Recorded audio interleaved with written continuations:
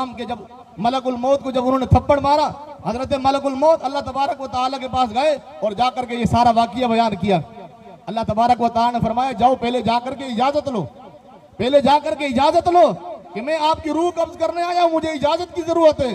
और अगर मूसा अलैहिस्सलातु वस्सलाम फरमाए कि नहीं अभी मुझे दुनिया में रहना है, तो जितनी हजरत मूसा अलैहिस्सलातु वस्सलाम से कहना कि एक गाय के ऊपर हाथ फेरे, एक बैल के ऊपर हाथ फेरे, और जितना हाथ फेरते जाएंगे उस हाथ के नीचे जितने बाल आएंगे, हर बाल के बदले में 1 साल जिंदगी और मिल जाएगी।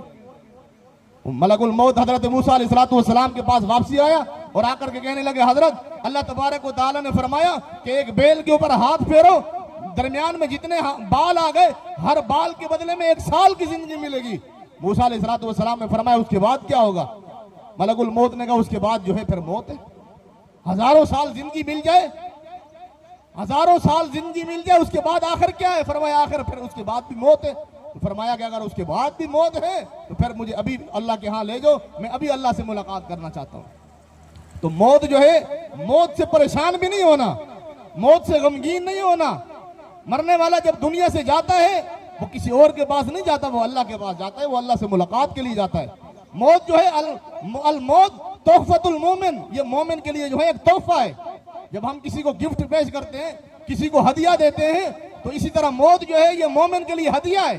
मोमिन के लिए मौत जो है ये गिफ्ट है, मोमिन के लिए मौत जो है ये तोहफा है। अल्लाह तबारक व तआला से मुलाकात का जरिया है। अल्लाह तबारक व तआला से मुलाकात होगी इस शख्स की, आमाल अच्छे होंगे, अल्लाह तबारक व तआला से जब मुलाकात होगी तो कब्र के अंदर भी उसकी जिंदगी अच्छी होगी, आखिरत की जिंदगी भी उसकी अच्छी होगी। और अगर आमाल खराब होंगे फिर आखिरत की जिंदगी भी खराब होगी।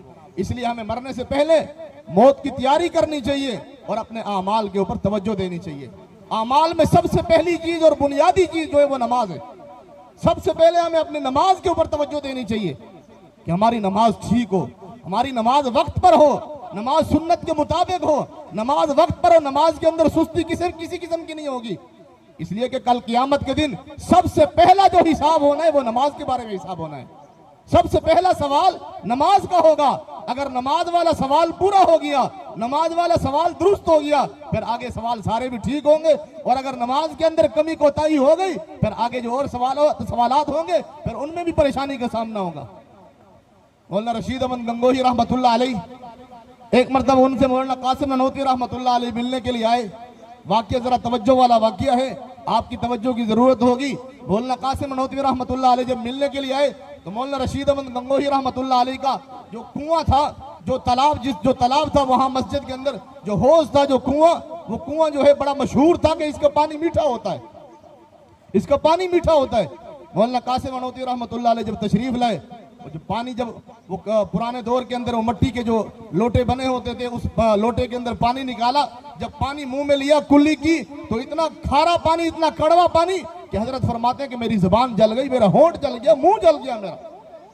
जब मौलाना रशीद अहमद गंगोही रहमतुल्लाह अलैह वापसी तशरीफ लाए, मैंने कहा आपने तो बड़ा मशहूर किया हुआ कि मेरे कुएं का पानी, मेरे हौज का पानी बड़ा मीठा होता है, आपका पानी तो इतना खारा, इतना कड़वा है कि मेरे मुंह जल गया। मौलाना रशीद अहमद गंगोही रहमतुल्लाह अलैह ने फरमाया हमारा पानी तो मीठा है, लोग इसकी तारीफ करते हैं। वही जो लोटा था मौलाना कासिम ननौती रहमतुल्लाह अलैह ने जिस लोटे से पानी चखा था, वही पानी उठा करके रशीद अहमद गंगोही को दिया। जब उन्होंने पानी मुंह में लिया, कुल्ली की मुंह में पानी पीने के लिए, तो पानी इतना कड़वा, इतना खारा कि हजरत फरमाते हैं कि मेरी भी जबान जल गई, मेरे होंठ जल गए, मुंह जल गया।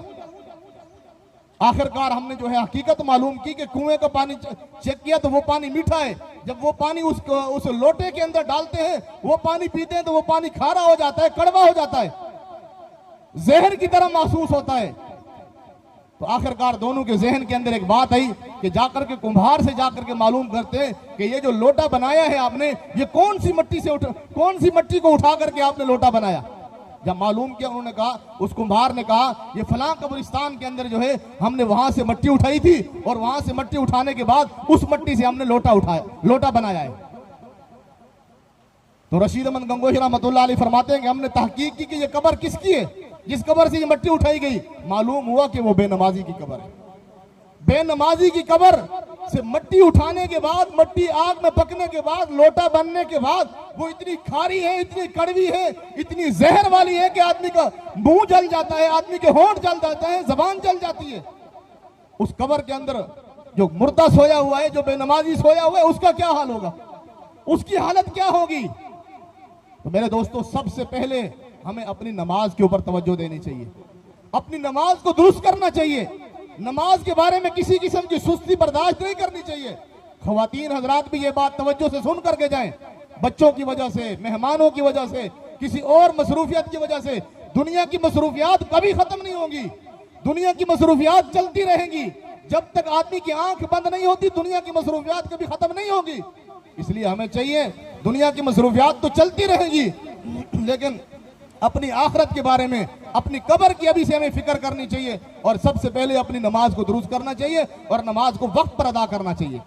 नमाज एक ऐसी चीज है, जितने भी अहकाम आए हैं ये दुनिया के ऊपर आए हैं, फरिश्ते लेकर के आए हैं, लेकिन नमाज वो तोहफा है, वो हुक्म इलाही है, वो हुक्म रब्बी है, वो हुक्म है अल्लाह ताला का कि रसूलुल्लाह सल्लल्लाहु अलैहि वसल्लम को अल्लाह तबारक व ताला ने आसमानों पर बुलाया, मेराज कराया, अपना दीदार कराया, और अपना दीदार कराने के बाद ये तोहफा अता किया। ये नमाज वाला तोहफा अल्लाह तबारक व ताला ने खुद अपने महबूब को अपने सामने बिठा करके ये तोहफा अता किया है।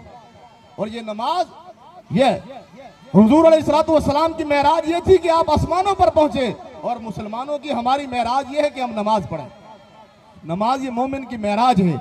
और फिर उसके बाद आपस के इख्तलाफात, आपस के अंदर जो इख्तलाफात है उनको अल्लाह की रजा के लिए खत्म करें। किसी से अगर कोई नाराजगी है, अल्लाह की रजा के लिए खत्म कर दें। मौत का वक्त मुकर्रर है, मालूम नहीं है कब हमारा मौत का वक्त पूरा हो जाए, ताकि हम दुनिया से जाएं तो लोग हमें अच्छे अल्फाज में याद करें। लोग ये ना